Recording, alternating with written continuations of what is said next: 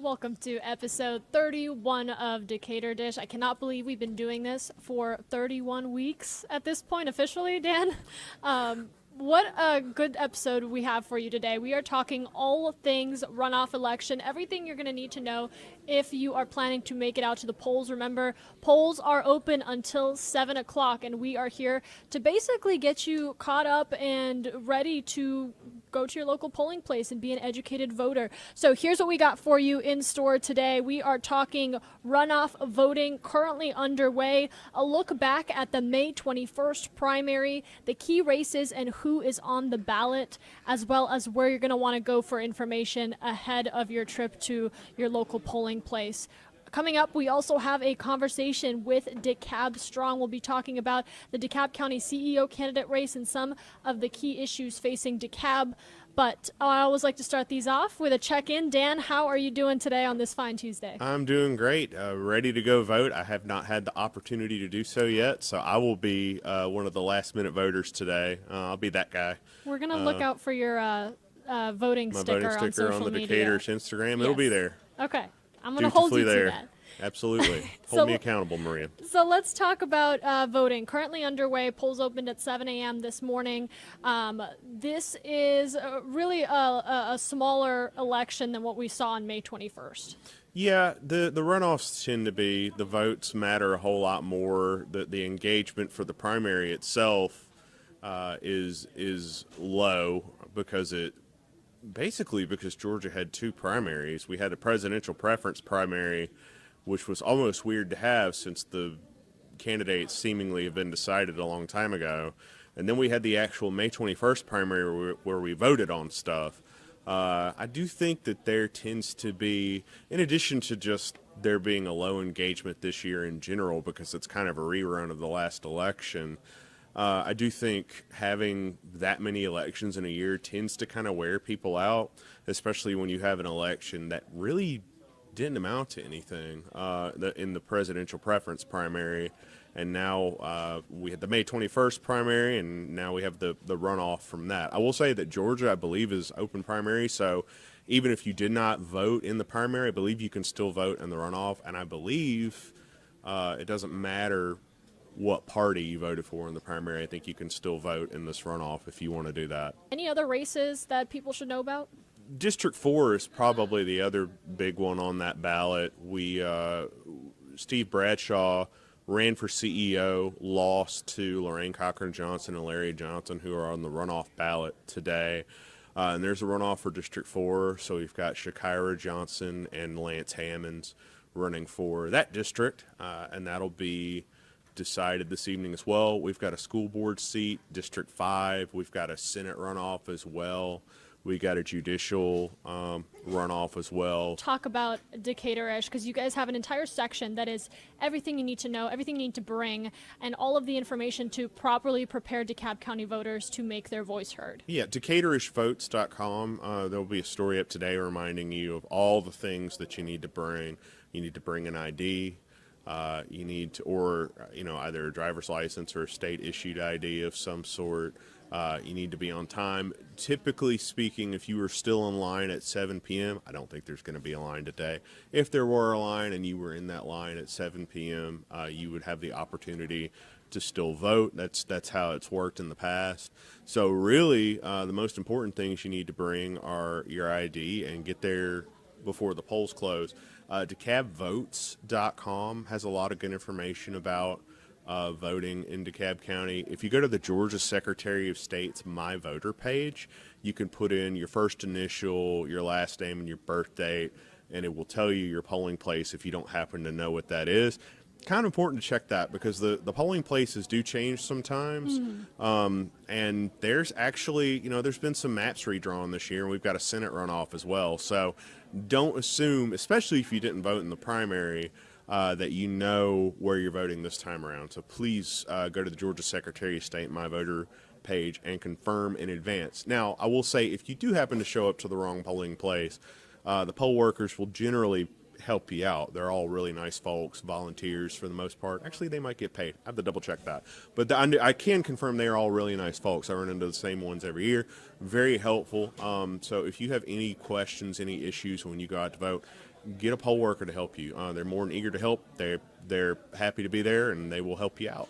And, we're about to take you to a very insightful conversation about DeKalb County and the issues that so many voters are facing and looking to these candidates to address. I think the important thing that we want to keep in mind here is, yes, we are voting on specific people to lead us into a better future, but for a lot of these residents, I mean, they're dealing with very serious things. So we have Marjorie Hall with DeKalb Strong joining us here. But first, I want to take you out to our Atlanta News First reporter, Asia Wilson, with a look of how voting is going. There are runoff races like the Clayton County Sheriff and Georgia's 3rd District Congressional seat. But here in DeKalb County, the Chief Executive Officer still needs to be decided. Lorraine Cochran Johnson and Larry Johnson are on the ballot, hoping to be your next Chief Executive Officer for DeKalb County. They are familiar faces when it comes to politics. One of them will be replacing outgoing CEO Michael Thurman, who reached his term limit. As DeKalb County is the 4th largest county in the state and is steadily growing, the CEO will be responsible for some key things that will shape the future of the county, including affordable housing. We also spoke with the candidates about one top issue: police staffing levels. So I really believe that incentives are going to be very important, as well as existing salary. We also got to talk about the intangibles. How do we have a program for cops to have houses? Certainly a big year for sure, and our state will play a key role in the November election. And we're just 9 days away from the first presidential debate, which will be right here in Atlanta. Speaking of which, Vice President Kamala Harris is also in Atlanta today for an unrelated event. Now you can come out to vote in today's runoff election to right now until 7 tonight. In DeKalb County, Asia Wilson, Atlanta News First. And joining us to talk about local elections is DeKalb Strong co-founder Marjorie Hall. Marjorie, how are you today? I'm doing well. How are you, Dan? Can't complain. Marjorie is an old friend of mine, and we are both the people in our families who pester everyone about local politics because we follow it way more than we should. But here we are. Marjorie is really plugged into everything that's going on in DeKalb County. DeKalb Strong is kind of an advocacy group. It was formed around the cityhood and annexation initiatives, and it's kind of evolved and continued into just being a group that stays really engaged with local issues. Is that a fair assessment? Absolutely. We've always been really focused on just basic good governance. So not as much partisan politics as just trying to make sure we have good, responsible people in government. Good government is good for everyone, as we like to say at Decatur Dish. I want to talk to you about the CEO race. I think a lot of people who are adhering to conventional wisdom were surprised that Steve Brett, not only that he lost, but that he got beat really badly by Lorraine Cochran Johnson and Larry Johnson, and they are in the runoff today. First of all, what do you make of that result that got us here to this runoff today? Well, I was also very surprised. So, these local races, there's no polling, so you have to kind of read the tea leaves to see what's happening. One of those major tea leaves people read is funding, and Steve Bradshaw raised the most money. He definitely seemed to be the establishment favorite, has had a while on the commission. Has a good reputation there, but you're right. He didn't make it through and came in third, did not even make it into the runoff. So now we've got Lorraine Cochran Johnson, who by all appearances seems to have the wind at her back. Had a really strong showing in the May primary, and Larry Johnson. It's an interesting contrast in styles because I feel like Lorraine, or LCJ as I like to call her, is a very dynamic person, very animated, and Larry is a lot more of like a CEO type. Not saying he is a natural CEO, but he's more businesslike, I guess is what I would say. More sort of C-suite. Is that a fair assessment of that? I agree. I feel like Larry's persona is more. He knows how the government works. He has been on the commission. They're both commissioners. He has been on the commissioner for a lot longer.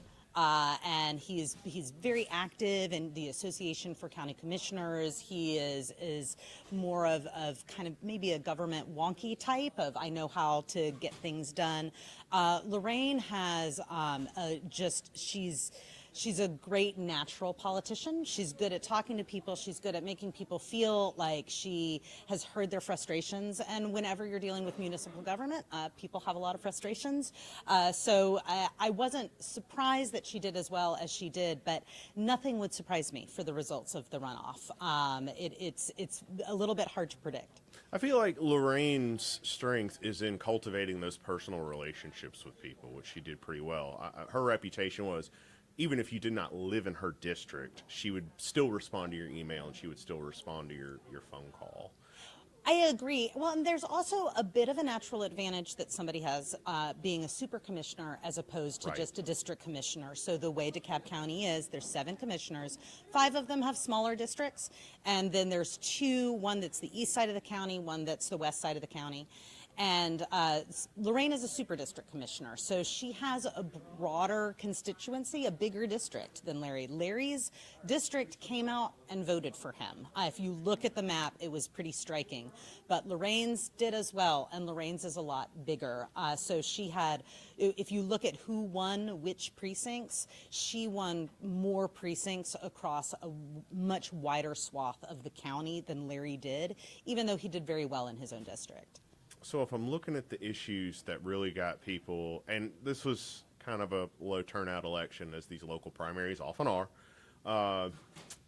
the issues that got people off the couch, though, to go vote seem to me to be affordable housing, because everybody's dealing with those assessments now and wondering how they're going to stay in their homes.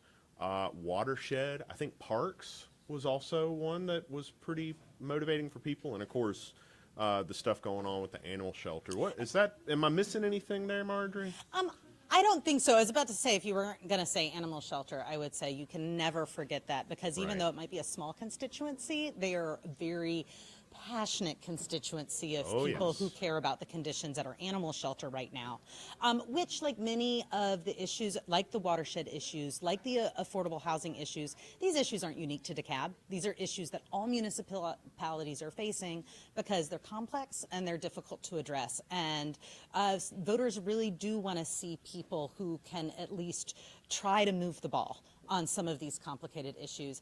I would say another thing, and I know, Dan, that you'll agree with me on this one, is just a general, people want generally more responsiveness from the DeKalb County government. They want permits to be easier to get. They want to feel like if they have a problem or concern, it's easy to talk to somebody. And that's where I think that frustration really does play to some of Lorraine's natural strengths as a politician, is that she is very good at making people feel like she will be responsive.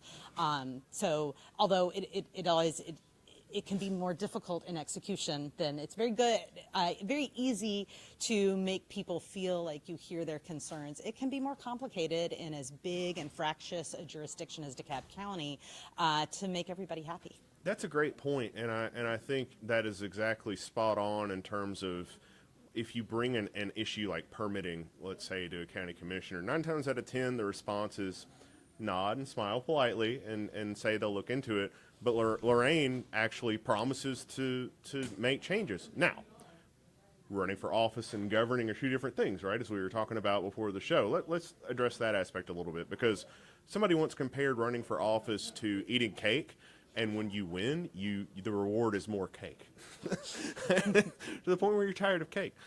So how do you think, if Lorraine wins, let's talk about how each of these CEOs would be different.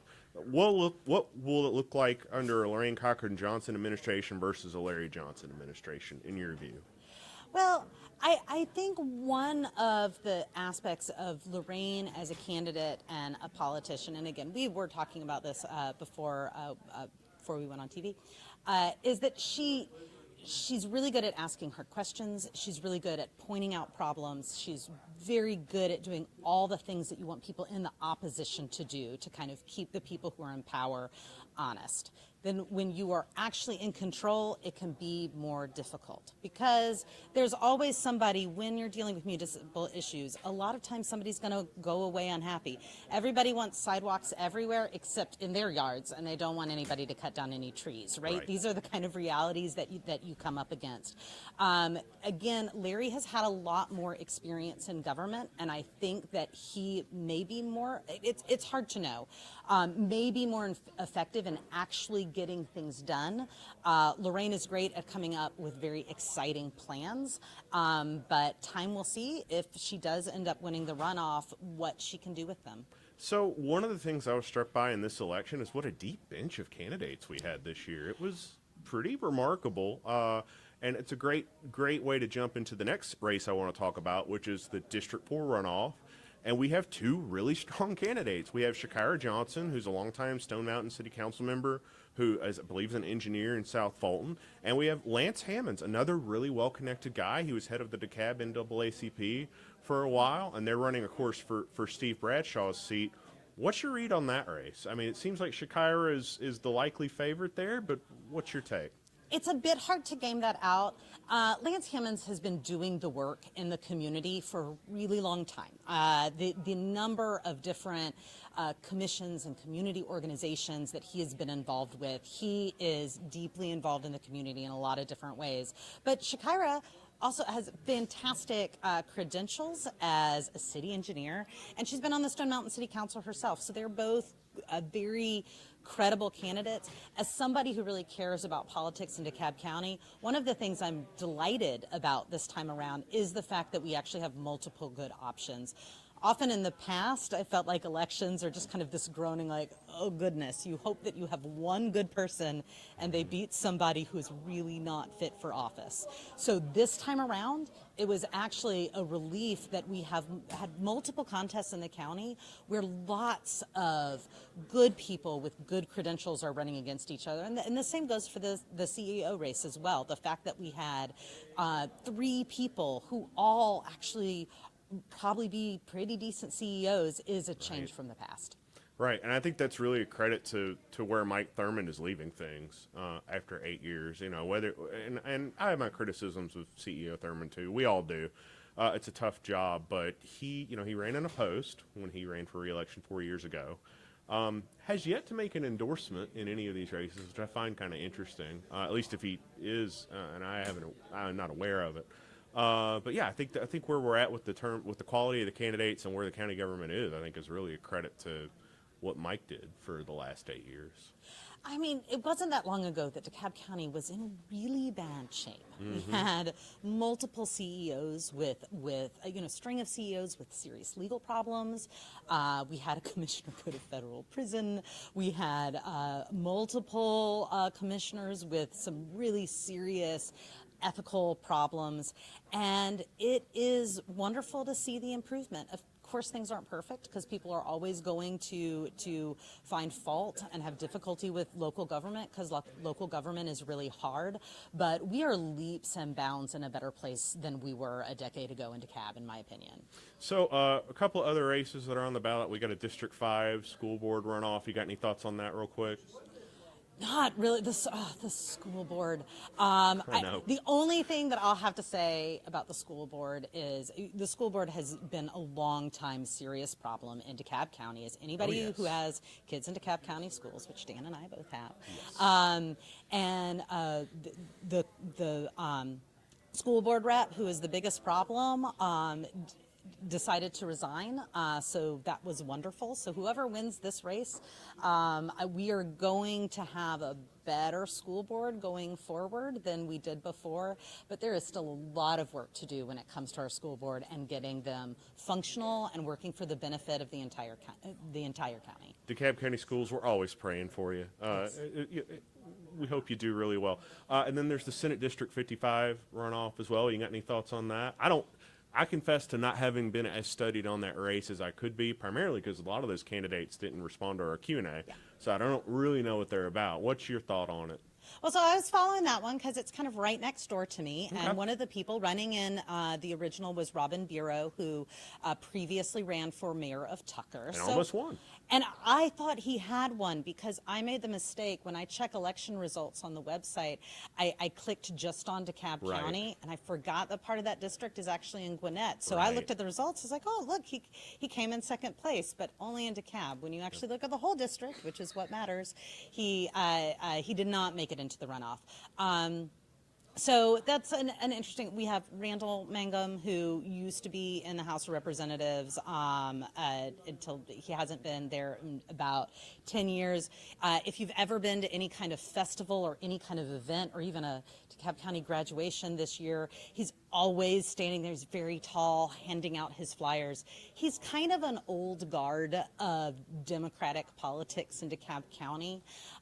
With Iris Knight Hamilton, who's running against him, she's a registered nurse, has a long record for healthcare advocacy, which is something that I think is very compelling when we're looking at the issues facing the state legislature. So that'll be an interesting race, whether people kind of go with the future or kind of restore this member of the old guard.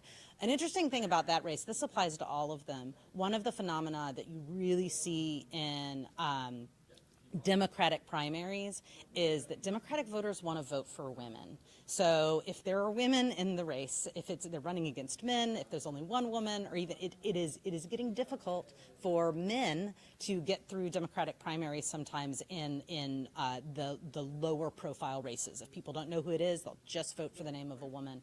And I think that was effective across the board in all of these races, and why we saw some of the results that we did. I mean, in all honesty, that's probably fair. Our track record ain't that great in general. You know, let somebody else drive the car. It makes sense. It's completely understandable, and I think everybody thinking of running and thinking of who to support in running should remember there is this huge appetite of voters who they really do want to see women get opportunity and leadership, and that should guide people's choices when they're thinking about if they want to run or not. So real quick, we're going to have a couple of more county commission races on the ballot in November. It's going to be District 3 and 7. What are you looking for there? What are you now? Important to point out, this is not a primary, so it's a winner-take-all kind of deal. You're not going to pull a Democratic or Republican ballot. They're just going to be on the ballot. I don't know if that changes things, particularly if Trump wins Georgia. I really don't know how that's going to shake out. What are your thoughts? What are you looking for in those races? On the general, the county District commission? 3, District 7, and how the general election will play into that. I don't think it will make that much of a difference. DeKalb County, if you look at it, is actually one of the for better or for worse, it is one of the most Democratic counties in the entire Southeast. So there's not a single Republican in the state delegation. So no people in the House of Representatives who are Republican, no state senators who are Republican. The county commission is entirely Democratic. So I would expect that all of the races are pretty heavily favored for a Democrat to win, and what happens in the general isn't really going to matter. In the top of the ballot doesn't really affect what's going to happen in DeKalb County. And we will leave that there, although you and I will probably continue this conversation for the next month or so. Marjorie Hall with DeKalb Strong, thank you so much for joining us. Please come back again. Thank you, Dan. Anytime. Absolutely. So this is the Decatur Dish Show. If you are watching, we broadcast every Tuesday live at 12:30 p.m. on ANF Plus, except for this coming Tuesday when we will all be on vacation because God knows we all need it. You can vote today until 7 p.m. I'm mainly saying that for myself because I haven't voted yet. I need to go vote. I'm going to do it after I get off this show. DecaturishVotes.com is where you can find all of our elections coverage. DeKalbVotes.com is where you can find information about the local elections and how to vote and where to vote. SupportYourLocalNews.com is where you can go to become a Decatur-ish subscriber if you support the work that we do. And if you want to support our media partners, please go and download that free Atlanta News First Plus app. It's a great way to support us, great way to support them. You can get access to this show and all the other great content that our media partners at ANF Plus produce. And with that, we will see you Tuesday after next. Go vote, everybody.